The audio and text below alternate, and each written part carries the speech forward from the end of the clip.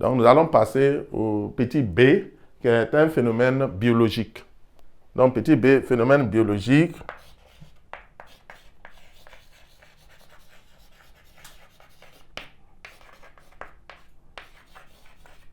Donc, ici, on a un type de transport qu'on va appeler transport actif. Donc, le transport actif. Donc, phénomène biologique, le transport actif.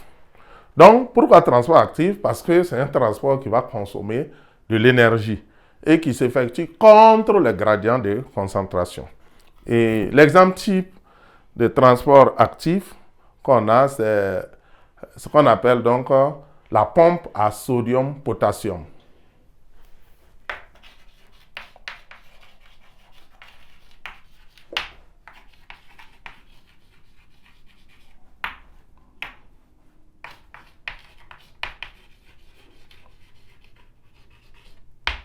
On parle aussi d'ATPase,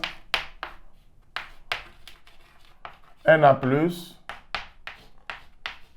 K+. Cette pompe fonctionne pour faire, si vous voulez, chasser le Na+, les ions sodium, hors de la cellule. À chaque fonctionnement, à chaque tour de la pompe, elle va expulser 3 Na+, et elle fait entrer 2 K+.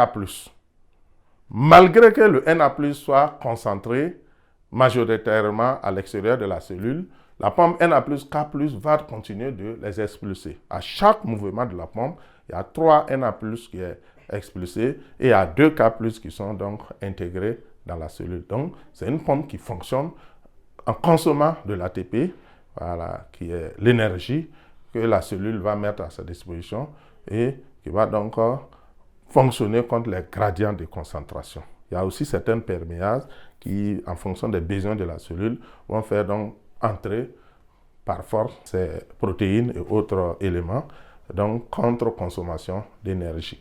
Donc voilà cette pompe, on peut la schématiser à travers donc la membrane. Donc je vais essayer de la représenter rapidement.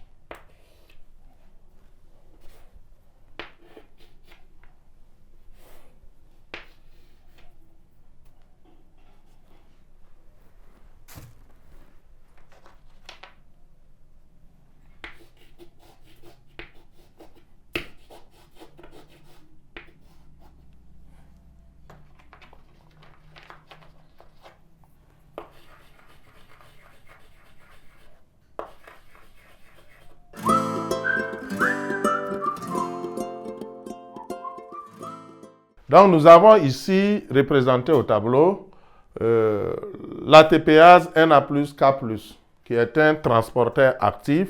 Et donc, comme je le disais, qui est un phénomène biologique, c'est-à-dire qui va consommer de l'énergie et qui va s'effectuer contre les gradients de concentration. Qu'est-ce qu'on appelle gradient de concentration? Regardez ici, on a en orange, forme rectangulaire, les ions K+. Et on a en bleu, forme sphérique, les ions Na+. Si vous regardez, dans le milieu, on a la membrane plasmique qui est là. Et j'ai essayé de représenter la pompe, l'ATPase Na+, K+.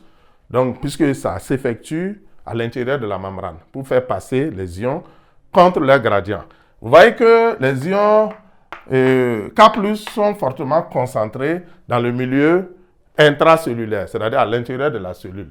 Et ces ions-là sont rares dans le milieu extracellulaire, c'est-à-dire à l'extérieur de la cellule. Par contre, les ions Na+ sont fortement concentrés à l'extérieur de la cellule, c'est-à-dire dans le milieu extracellulaire. Par contre, les ions Na+, sont rares dans le milieu intracellulaire. Mais qu'est-ce qui se passe? Selon le gradient, ce sont les ions Na+, qui devaient entrer dans la cellule et les ions K+ devaient sortir, selon les gradients de concentration. Mais voilà ce qui se passe. Malgré que les ions Na+ sont rares dans la cellule, la pompe va se charger de les expulser. Et à chaque mouvement, elle va expulser 3 ions Na+. Et elle va faire entrer 2 ions K+ à l'intérieur. Donc c'est pourquoi on parle de contre, ça s'effectue contre les gradients de concentration et ça se fait contre la consommation d'énergie fournie par l'ATP. Voilà, c'est pourquoi on parle d'ATPase. Ça veut dire que ça va consommer de l'énergie sous forme d'ATP pour pouvoir effectuer ce travail contre les gradients de concentration. Et ça va avoir des conséquences plus tard. Et puisque vous verrez que à chaque fois que les Na+ sortent, ça va donc, si vous voulez, déséquilibrer la charge électrique à l'extérieur de la membrane qui va être positive par rapport à la charge globale, donc à l'intérieur de la membrane qui va être négative. Mais c'est un phénomène qu'on va voir par la suite, surtout au niveau du système nerveux, donc surtout dans les influx nerveux. Donc ici, nous retenons seulement que donc, le phénomène actif et le phénomène biologique, qui est un transport actif, donc s'effectue contre les gradients de concentration et c'est un phénomène qui se passe, c'est des échanges qui se passent également dans la cellule. Et bien sûr, au niveau de l'ATPase, Na+, K+, mais aussi, il y a aussi d'autres transporteurs comme des perméases par lesquels également ce transport-là va se faire.